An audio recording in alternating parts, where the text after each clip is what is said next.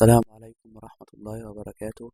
النهاردة إن شاء الله هنحل أسئلة على الدرس الثالث فرنساوي أولى ثانوي الترم الثاني من على منصة الوزارة منصة نجوى التعليمية. الدرس الثالث بيتكلم عن التعبير عن الملكية وضمائر التوكيد.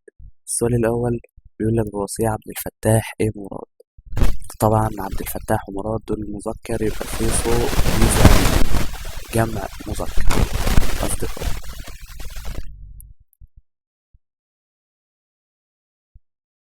السؤال التاني بيقول لك سيلو براسلي دو سوفي إليه ال ليه؟ لأن سوفي يعود عليها ال ضمير التوكيد بتاعها برضو ال. السؤال التالت بيقول لك جولي كليه صم تي ليه؟ لأن هو بيخاطب جولي يبقى ايه؟ دي التنظيم مخاطب. ايه هي المجلات المفضلة بتاعته؟ السؤال الرابع بيقول لك مسيي محمد سي مومي بروف بريفيري يكون أستاذ المفضل. السؤال الخامس بيقول لك أكي صوصي لمن تلك الكتب؟ قال له الجو يبقى المفروض أموا لأن ده الضمير التوكيدي الوحيد الموجود هنا.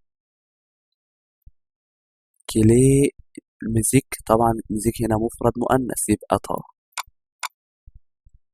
طبعا احنا ممكن نختار ما أو صا، دي الطا اللي موجودة اخترنا. وبوصي كريمة، هي كريمة سي المفروض أقول ما أمي لكن مبدوءة متحرك يبقى نختار من.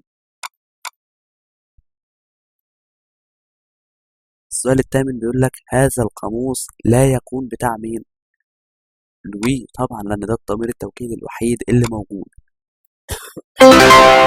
احنا اتفقنا طبعا الضمائر التوكيدية هي موا أو توا أو لوي أو ال أو اللي هي النو والنو والاي واكس والال افيك اس. الصابيل حسن اي فيكتور هما بيسموا حسن وفيكتور سي صو يبقى المفروض مي أصدقاء. السؤال العاشر والأخير بيقول لك سي صو أفير، طبعا أفير هنا جمع يبقى نختار مع الجمع السي اللي موجودة.